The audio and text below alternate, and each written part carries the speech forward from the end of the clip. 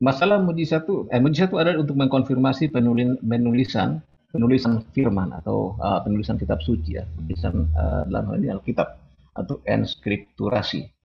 Uh, apa justifikasinya?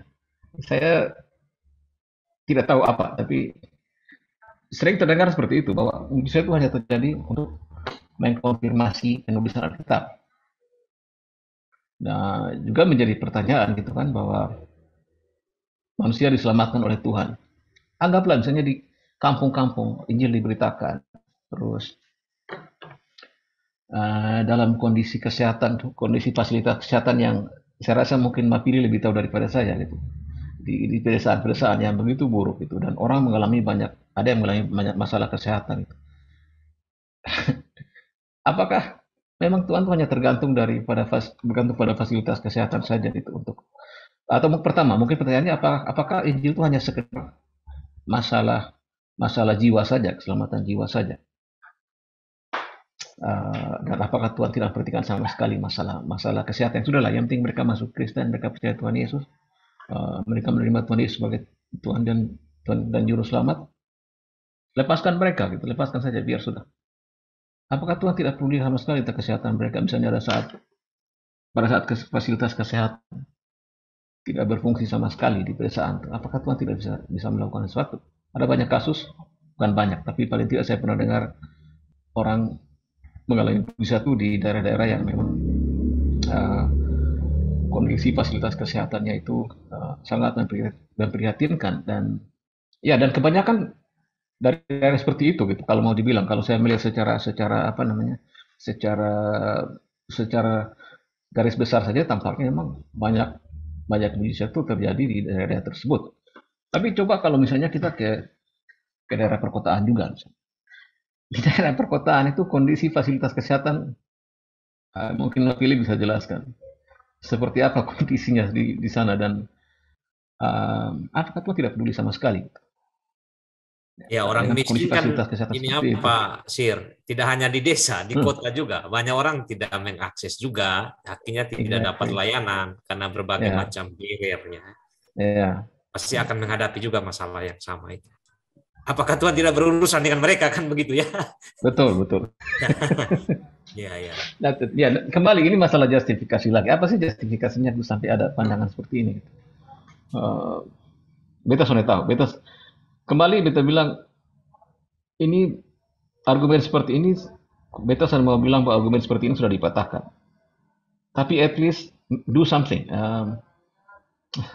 Artinya cobalah lakukan sesuatu untuk mengemukakan argumennya bisa lebih ada ininya, ada apa namanya, ada titik sambungnya. Jangan kita mau berargumen mendukung satu posisi, tapi jarak antara informasi atau premis-premis kita um, dengan kesimpulan yang ingin dicapai itu diantaranya itu ada jurang yang tidak terjembatani gitu. Nah ini kan kita orang reform biasanya ngaku cerdas, orang itu beriman cerdas ya. But at least show it, tunjukkanlah gitu dalam argumen tunjukkanlah gitu bahwa ini loh, ini seperti ini seperti ini seperti ini. Jangan hanya ngomong seperti ini itu terus nanti karena sesama reform kita langsung oh iya ya dia orang reform dia mendukung pandangan reform juga berarti semua yang argumen itu pasti benar sudah. Oke, okay. Jangan jadi pendukung buta gitu ya, Syria. Exactly ya, ya Iya. betul.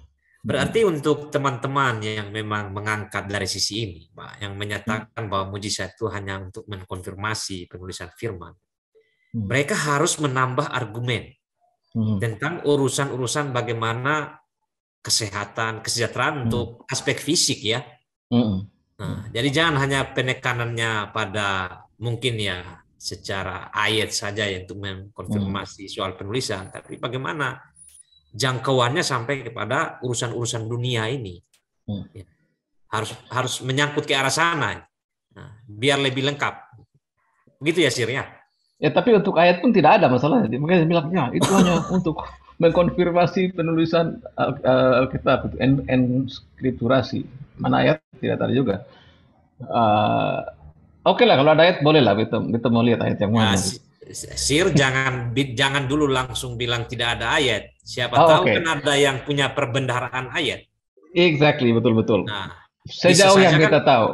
ya, bisa saja begini sih, Mhm, sesuatu yang mungkin tidak secara eksplisit disebutkan, ya. mhm, Tapi orang kan bisa merangkai dari beberapa yang mhm, entah itu peristiwa, ya, peristiwa-peristiwa yang kemudian bisa ditarik hukumnya, ya. mhm, Jadi ada peristiwa begini, responnya begini, kemudian ada peristiwa kedua juga. Nah, ketika pola ini terjadi di dalam Alkitab, nah orang bisa mhm, menarik hukum dari situ. mhm, Nah, artinya menarik suatu prinsip dari situ, bukan mhm, hanya sekedar deskripsi saja. Gitu.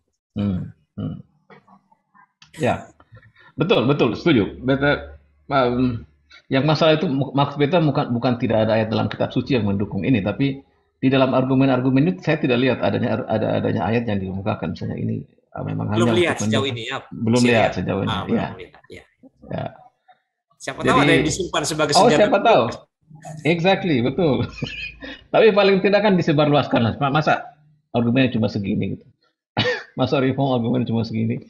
Tapi mungkin Beta, orang berpikir beta, seperti ini, Sir. hmm. Ya, ini kan bukan sesuatu yang fundamental, jadi tidak terlalu diberi penekanan.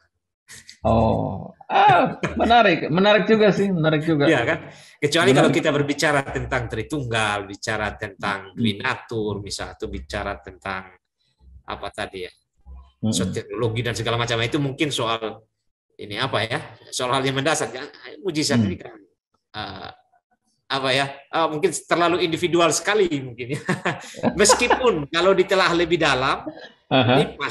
pasti ada tarik menariknya. Tapi Nah bisa itu jadi dia. ada orang beranggapan seperti itu, terlalu personal ini. Hmm. Nah, sehingga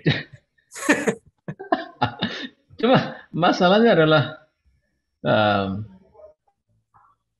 kita menentukan sesuatu itu besar kecilnya dari segi apa sih? Eh, Di dalam kita ada bahas mujizat. Tuhan Yesus itu melakukan mujizat, mujizat, mujizat, mujizat gitu.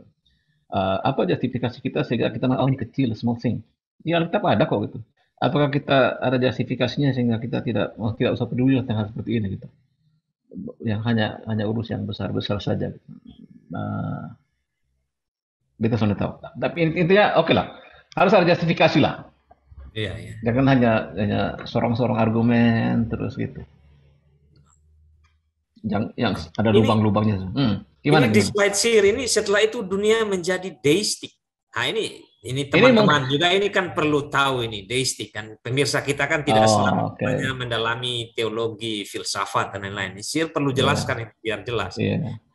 Beta belum baca juga tadi ini. Ya, jadi seolah-olah dalam pandangan teman-teman itu, seolah-olah ya, mungkin tidak, ini hanya seolah-olah, ini kesan saya, seolah-olah em, di perjanjian baru ini seolah-olah dunia berjalan secara deistik saja ya. Secara deistik, artinya deistik itu artinya bahwa Tuhan itu hanya pencipta alam semesta, diatur semuanya sehingga alam semesta bisa berjalan tanpa dirinya Allah, tanpa Allah. Kemudian, ya sudah biar dia berjalan berdasarkan mekanisme saja. Tuhan tidak lagi mengintervensi dan sebagainya gitu. Jadi ada kesan seperti itu, walaupun mungkin kesan itu tidak terlalu kuat juga, Oh. atau Jadi kuat juga tergantung dari siapa ininya, siapa orangnya. Gitu. Kadang-kadang tiap antara orang itu berbeda sendiri, ada beda-beda. Gitu. oh iya ya, oh, maksudnya deistik begitu ya Sir ya. Jadi hanya Ya, bersandar pada mekanisme semata. Jadi semua exactly.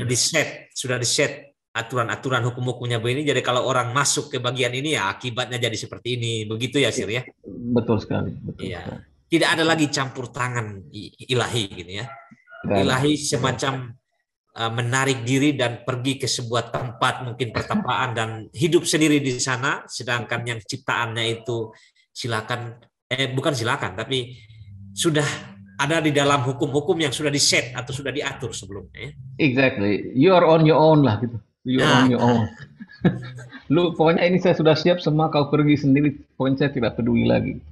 kalau ikut jalan A ya nanti akan ketemu di ujung C misalnya. Kalau ikut jalan B berarti ketemu di Ah, ujung F. Kira-kira begitu ya iya, seperti mekanismenya. itu. Iya. Jadi kalau orang sakit ya mungkin ada Ah, penyebabnya salah jalan masuk hmm, di jalan yang satu sehingga dia sakit. Kira-kira begitu ya. exactly. Exactly ya. Dan tidak ada lagi Tuhan yang bilang, oke, ini dia kasih mati itu dia sudah kanker stage 4 atau Tidak mungkin lagi dia itu sembuh total, tidak mungkin lah. Eh, jadi kan, jadi seperti itu. Jadi sudah alat, memang hukumnya sudah seperti ini, maka kalau begini harus begini gitu. Harus. Tanpa ada lagi campur tangan. Tapi Ini kesan bagaimana saja. sih? Sir, Hmm. Hmm. kalau misalnya Hmm. eh, kalau Tuhan memang, kalau tadi kan penekanan sih ya Hmm. mestinya Tuhan bukan mekanisme ya, bukan filsafat mekanisme, tapi maksudnya Tuhan tetap Exactly. ada bersama-sama begitu ya. Ada di situ dan juga Bisa setiap jadi orang campur tangan. menyerang, bisa jadi Hmm. orang menyerang sih. Hmm. Kalau Tuhan ada, maksudnya tetap uh, berinteraksi dengan ciptaannya gitu, atau sama-sama Hmm. di situ. Hmm. Jangan-jangan Tuhan bisa mengubah ketetapannya. Tergantung. Masalahnya adalah saat kita bilang yang kita bilang hukum-hukum alam itu adalah persepsi kita terhadap alam kan gitu. Masalahnya kembali ke sains kan. Kalau sains kita kan kita mendapatkan sains dari penalaran induktif dan abduktif kan.